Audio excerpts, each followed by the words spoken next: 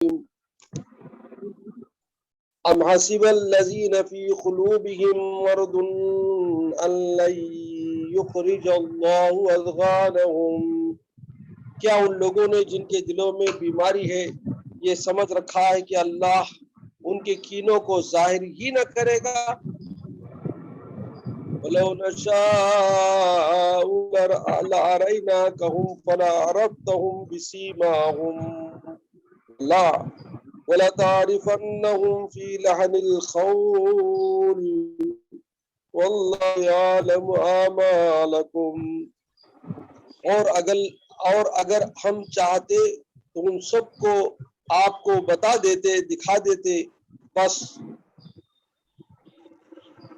تو آپ ان کے چہرے سے ہی پہچان لیتے، اور یقیناً آپ انہیں ان کی بات کے ڈھب سے پہچان لیں گے۔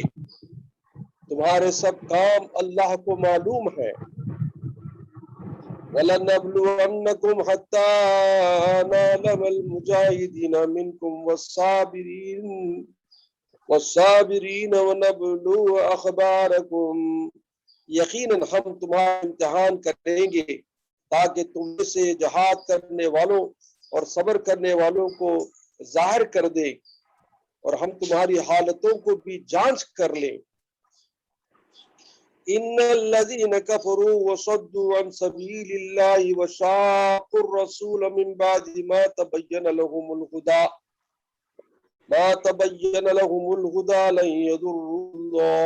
لن يضروا الله شيئا وسيحبط اعمالهم، یقیناً جن لوگوں نے کفر کیا اور اللہ کی راہ سے لوگوں کو روکا اور رسول کی مخالفت کی اس کے بعد کہ ان کے لیے ہدایت ظاہر ہو چکی، یہ ہرگز اللہ کا کچھ نقصان نہ کریں گے، ان قریب ان کے اعمال مغارت کر دے گا۔ یا ایھا الذین آمنوا اطیعوا اللہ واطیعوا الرسول ولا تبطلوا اعمالکم، اے ایمان والو اللہ کی اطاعت کرو اور رسول کا کہا مانو اور اپنے اعمال کو غارت نہ کرو۔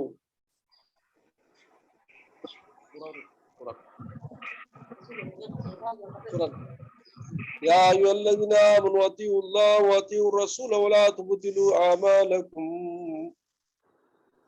اے ایمان والو اللہ کی اطاعت کرو، رسول کا کہا مانو اور اپنے اعمال کو غارت نہ کرو۔ ان الذین کفروا وصدوا عن سبیل اللہ ثم ماتوا وهم کفار فلن یغفر اللہ لهم، جن لوگوں نے کفر کیا اور اللہ کی راہ سے اوروں کو روکا پھر کفر کی حالت میں ہی مر گئے، یقین کر لو کہ اللہ انہیں ہرگز نہ بخشے گا۔ فلا تہنوا وتدعوا الى السلم وانتم الاعلون واللہ معکم ولن یترکم اعمالکم، پس تم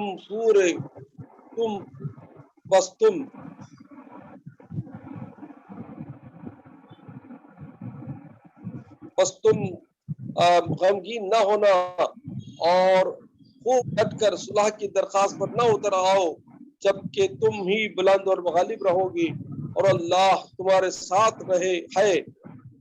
ساتھ ہے، ناممکن ہے کہ وہ تمہارے اعمال ضائع کر دے گا۔ انما الحیات الدنیا لعب ولہو وَإِن تُؤْمِنُوا وَتَتَّقُوا يُؤْتِكُمْ أُجُورَكُمْ وَلَا يَسْأَلُكُمْ أَمْوَالَكُمْ، واقعی زندگانی دنیا تو صرف کھیل کود ہے، اور اگر تم ایمان لے آؤ گے اور تقوی اختیار کرو گے تو اللہ تمہارے تمام اعمال کا اجر دے گا، اور وہ تم سے تمہارے مال نہیں مانگتا۔ إِن يَسْأَلْكُمُوهَا فَيُعْفِكُمْ تَبْخَلُوا وَيُخْرِجْ أَضْغَانَكُمْ، اگر وہ تم سے تمہارا مال مانگے اور زور دے کر مانگے تو تم اس سے بخیلی کرنے لگو گے، اور وہ تمہارے کینے کو ظاہر کر دے گا۔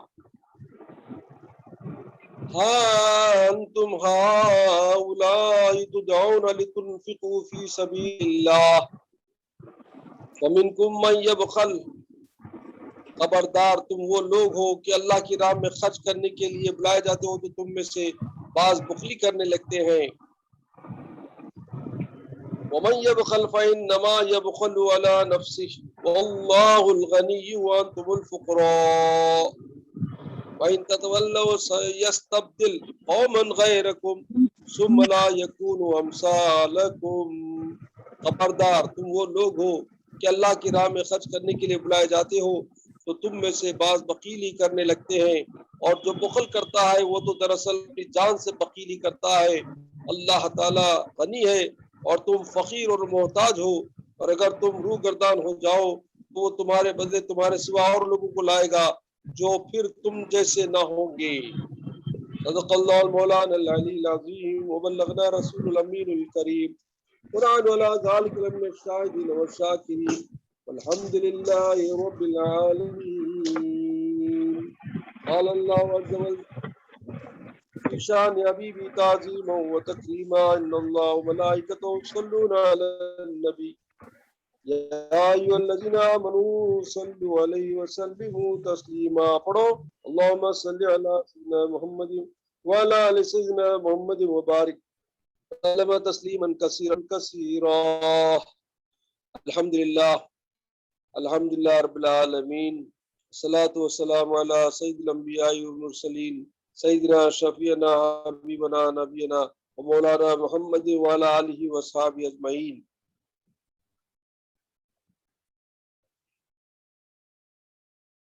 السلام علیکم ورحمۃ اللہ وبرکاتہ۔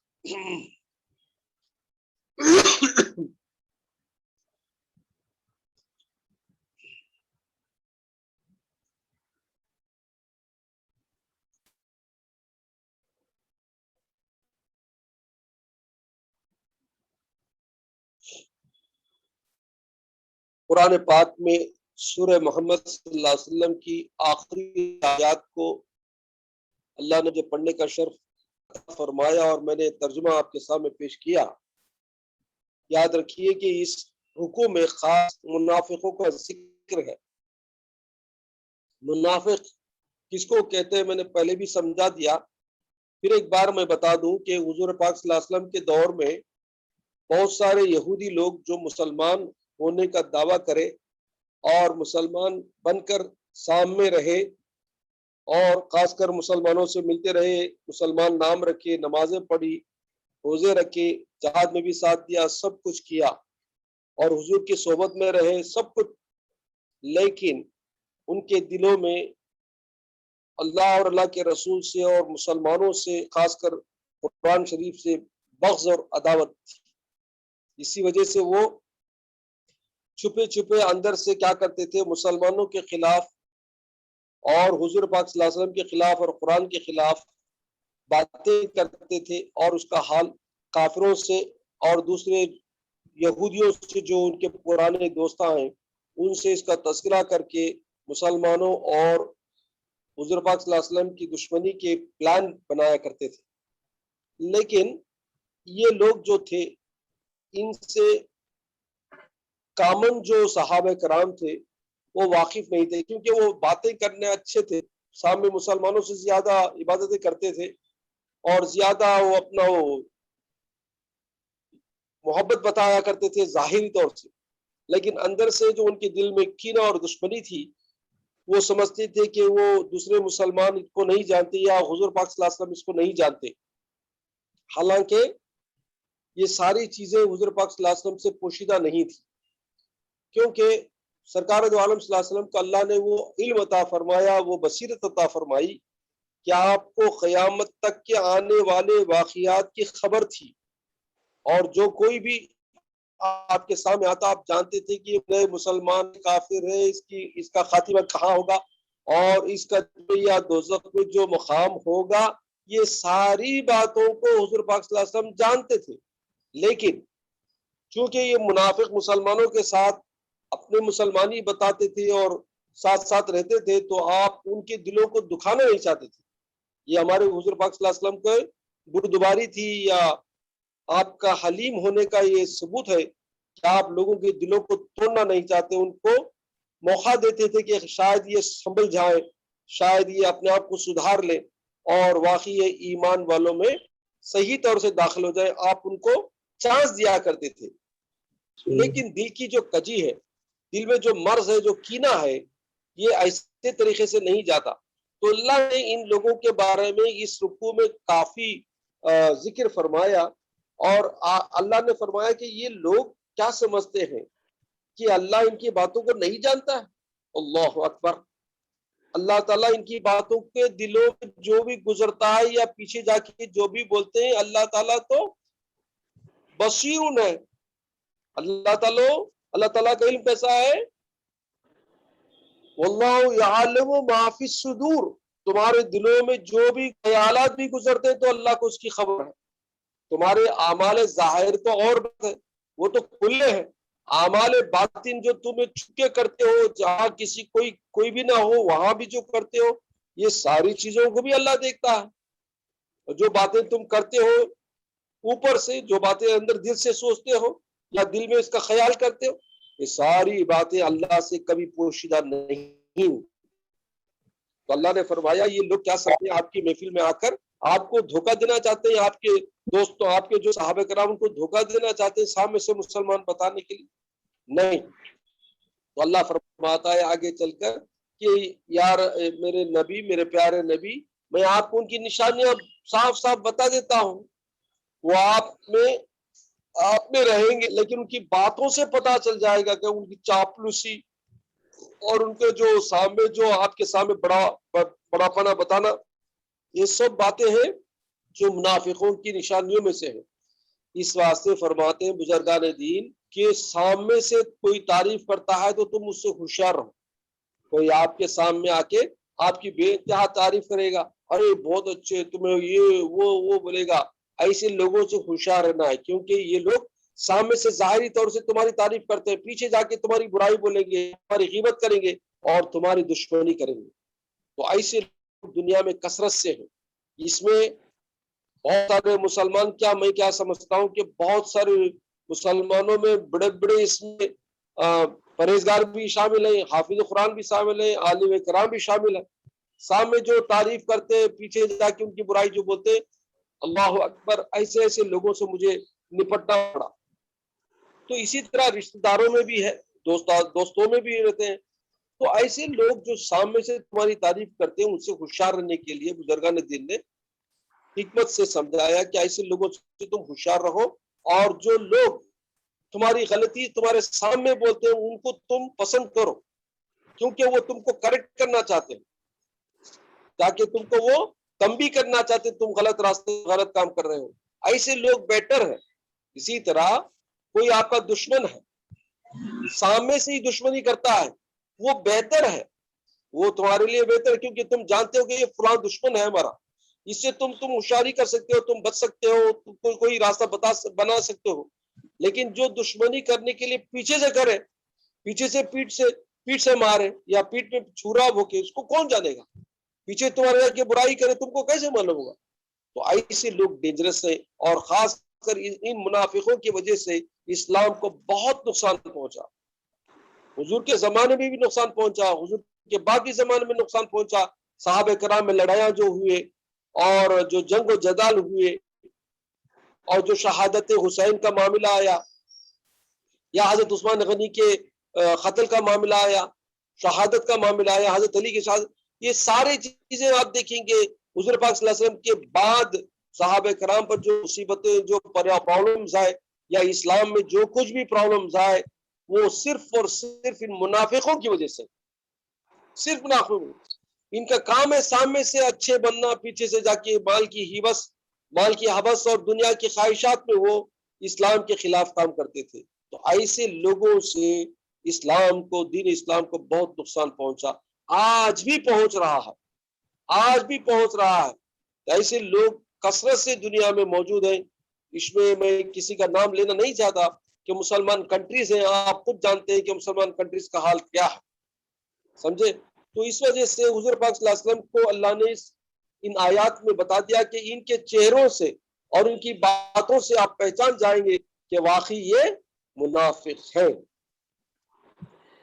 تو اللہ تعالیٰ ان کو اور ثابت کرنے کے لیے لوگوں کو، مطلب حضور صلی اللہ علیہ وسلم کے صحابہ کرام کو ان کی اصلیت بتانے کے لیے اللہ نے ان پر اور مجاہدے عطا فرمائے۔ کیا مطلب؟ کیا اللہ تعالیٰ نے ان کو کیا کیا؟ تکالیف میں ان کو جہاد میں شامل ہونے کا ایک امتحان لیا۔ جب بھی جہاد اعلان ہوتا تھا حضور پاک صلی اللہ علیہ وسلم کے دربار میں، تو سب سے پہلے اپوز کرنے والے تھے یہ منافق۔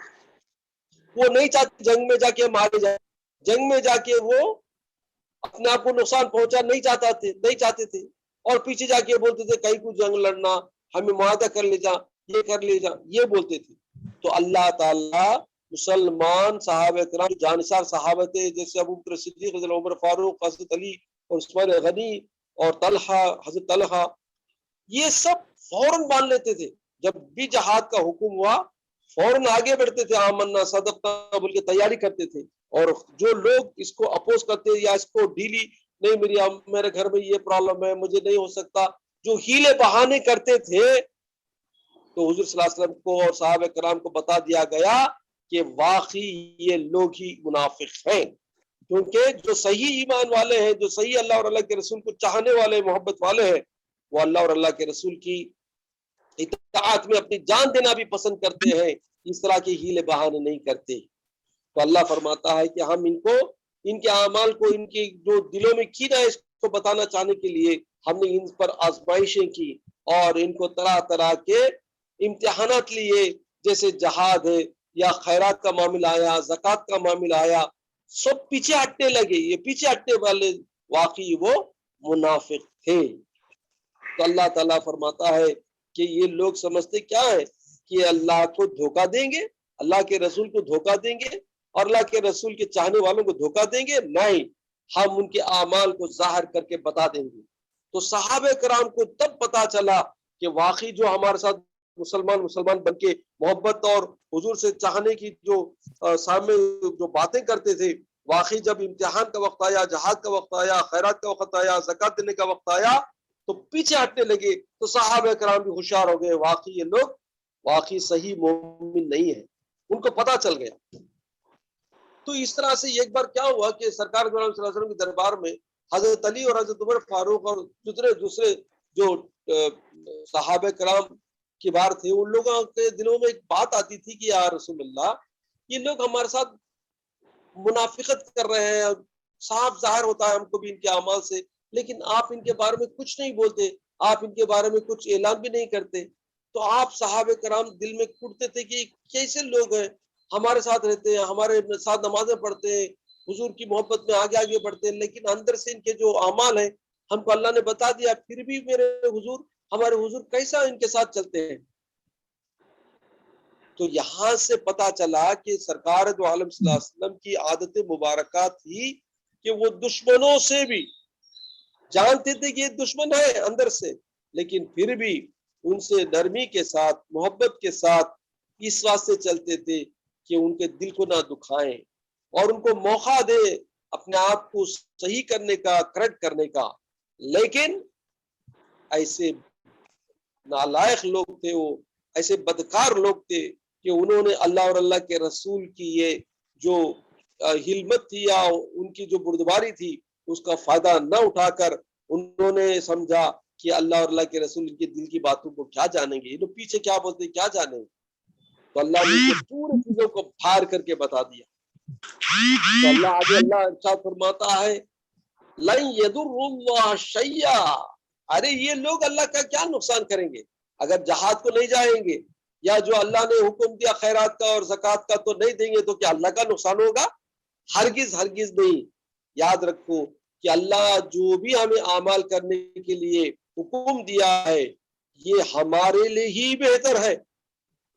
جو بندے اللہ کے رسول کی اطاعت کریں گے اور اعمال نیک صالح کریں گے، تو واقعی اس کی جزا، اس کی جو بھی خوبیاں ہیں یا اس کا جو بھی عوض جزائے اللہ کے پاس ہے، وہ اس کی درجے اونچے ہوتے جائیں گے۔ جب قیامت ہوگی تب معلوم ہوگا کہ واقعی ہم نے محنت کر کے نمازیں پڑھی، قرآن پڑھے، ذکر کرے، روزے رکھے، یا حج کو گئے یا جہاد میں حصہ لیا، اللہ تعالیٰ نے ہمارے لیے کیسے کیسے انعامات جنت میں رکھے ہیں۔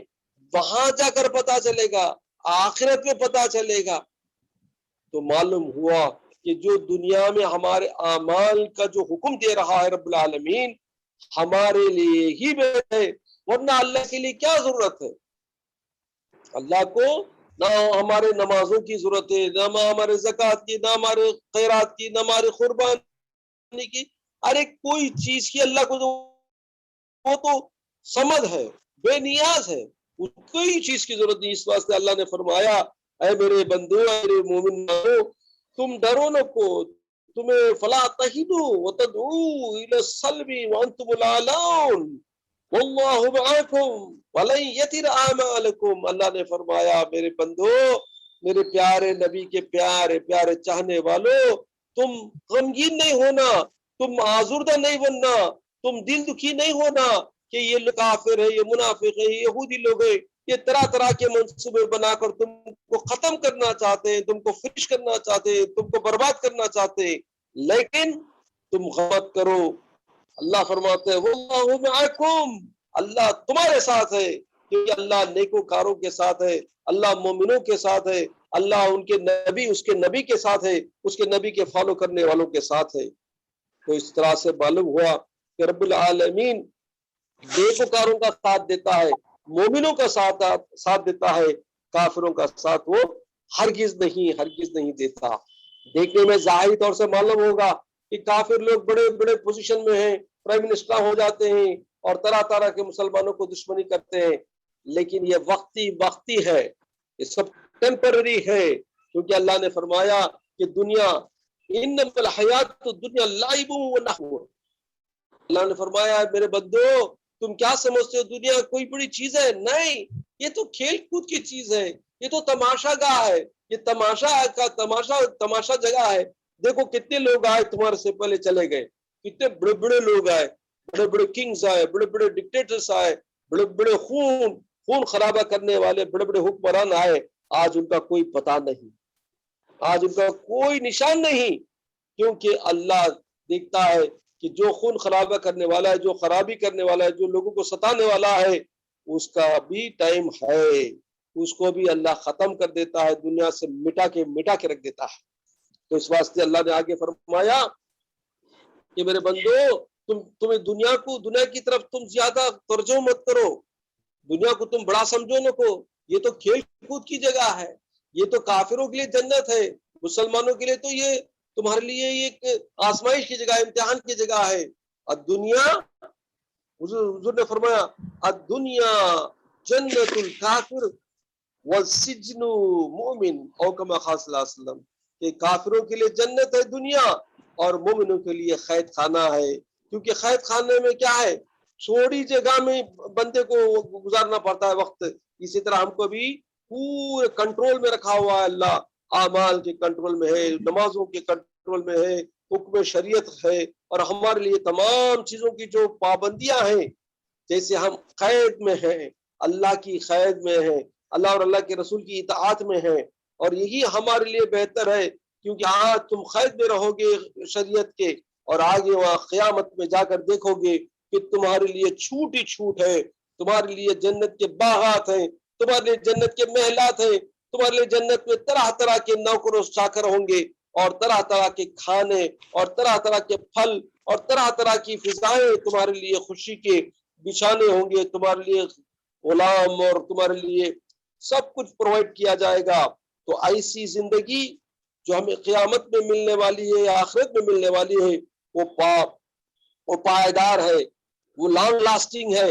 دنیا کی زندگی تو ہے چند دنوں کی زندگی ہے، یہ چھوٹی سی خلیل دنیا خلیل المتاع خلیل، کم چیزوں کی دنیا ہے، یہ تو کچھ بھی نہیں ہے۔ جب کسی آنکھ بند ہوئی سارے چیز ختم، تمہارا مال ختم، تمہاری ڈگریاں ختم، تمہاری پڑھائی ختم، تمہارے بیوی بچے ختم، تمہارے جاگیردار ختم، ساری تمہاری پوزیشن ختم ہو جاتی ہے جیسی آنکھ بند ہو جاتی ہے۔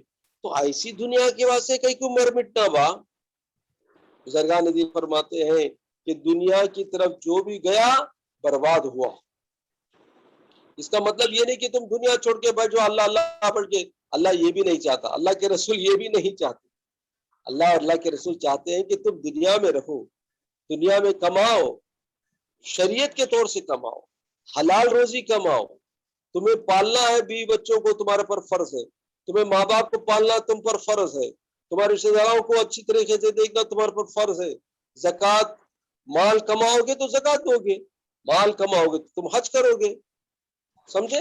تو مال کمانا بری چیز نہیں ہے، شریعت میں منع نہیں ہے، اسلام میں منع نہیں ہے، مال ضرور کماؤ، تجارت کرو، نوکری کرو، اور جو کچھ بھی تم حلال روزی کرنا چاہتے ہو کر سکتے ہو، اجازت ہے، لیکن اسی میں کھپ جا کر، اسی مال کمانے کے چکر میں پڑ جا کر، تم دنیا کے چکر میں پڑ جا کر اللہ کو نہیں بھولنا ہے، اللہ کی عبادت سے غافل نہیں ہونا ہے، اللہ کی اطاعت اور رسول کی اطاعت سے غافل نہیں ہونا ہے، یہ چاہتا ہے رب العالمین، سمجھے؟ تو اس واسطے فرمایا گیا کہ دنیا میں رہو لیکن دنیا تمہارے دل میں نہ رہے۔ کیا مطلب؟ کہ دنیا میں رہنا بری چیز نہیں ہے، دنیا میں رہو، لیکن دنیا تمہارے دل میں آ کر تم کو مغروری، فخر اور تمام غفلت پیدا نہ کر دے۔ اس واسطے فرمایا گیا کہ دنیا کو دل میں مت رکھو، دنیا میں رہو صحیح۔ جیسے اس کی اگزامپل کیا دیتے ہیں، کنول کا پھول ہے، کنول کا پھول ہے، لوٹس ہے، وہ کیا ہوتا ہے؟ پانی میں رہتا ہے لیکن پانی اس کے اندر نہیں جاتا، سمجھے نہیں؟ اسی طرح ہماری زندگی کی مثال کیا دیتے ہیں بزرگان دین؟ کشتی کے طریقے سے ہے۔ کشتی پانی میں تیرتے ہوئے جاتی ہے، موجیں آتی ہیں، بڑے بڑے طوفان آتے ہیں، لیکن اگر ملاح، اگر چلانے والا سیلر اگر مضبوط ہے، اسٹرانگ ہے، اور اس کو ٹرکس معلوم ہے کیسے طریقے سے بوٹ کو لے جانا یا شپ کو لے جانا، تو ان طوفانوں میں بھی، ان سیلابوں میں بھی وہ اپنی کشتی کو صحیح سلامت پہنچاتا ہے اپنے مقام پر، سمجھے نہیں؟ تو جو ڈیسٹینیشن ہے، جو پہنچاتا ہے شپ میں، وہ سیلر اور یا کیپٹن ہو یا تمہیں سیلر ہو یا چلانے والا ملاح ہو، تو وہ اگر ہوشیار رہے، طوفانوں سے، سیلابوں سے بچتا ہوا جاتا ہے۔ اسی طرح دنیا بھی ہمارے لیے کشتی ہے، دنیا میں کشتی میں سوار ہم ہیں۔ دنیا کی کشتی کیسی ہے؟ پانی کے اوپر تیرتی ہوئی جاتی ہے۔ دنیا کیا ہے؟ پانی ہے، بحر ہے، دنیا ایک دریا ہے، دریا میں ضرور جانا ہے، دریا کے اوپر سے جانا ہے، اور دریا سے ہم نفع بھی اٹھانا ہے، اس کے چیزوں کو بھی لینا ہے، لیکن ساتھ دریا کو بوٹ میں نہیں ڈال لینا، دریا کو کشتی میں نہیں ڈالنا ہے۔ کشتی گویا کہ ہمارا دل ہے، تو ہمارا دل کو مضبوط کرتے ہوئے ان طوفانوں، دنیا کی تکالیف سے، پریشانیوں سے اور طرح طرح کے امتحانات سے، جیسے کشتی سیلاب اور طوفان سے جاتی ہے، ایسا ہماری زندگی جاتی ہے، اور جا کر کہاں پہنچتی ہے؟ ڈیسٹینیشن آخرت میں پہنچتی ہے۔ جو سیلر، جو آدمی ہوشیار ہے، ان دنیا کی تکالیف اور امتحانات سے صحیح سلامت پہنچ کر آخرت کی منزل کو پہنچتا ہے، تو واقعی وہی کامیاب ہے، وہی سکسسفل سیلر ہے، وہی سکسسفل مومن ہے جو دنیا کے چکروں پر نہیں پڑا، سمجھے نہیں؟ تو اگر وہ چکروں میں پڑ جاتا تو وہ بھی الٹ جاتا، دنیا میں پانی میں ڈوب جاتا۔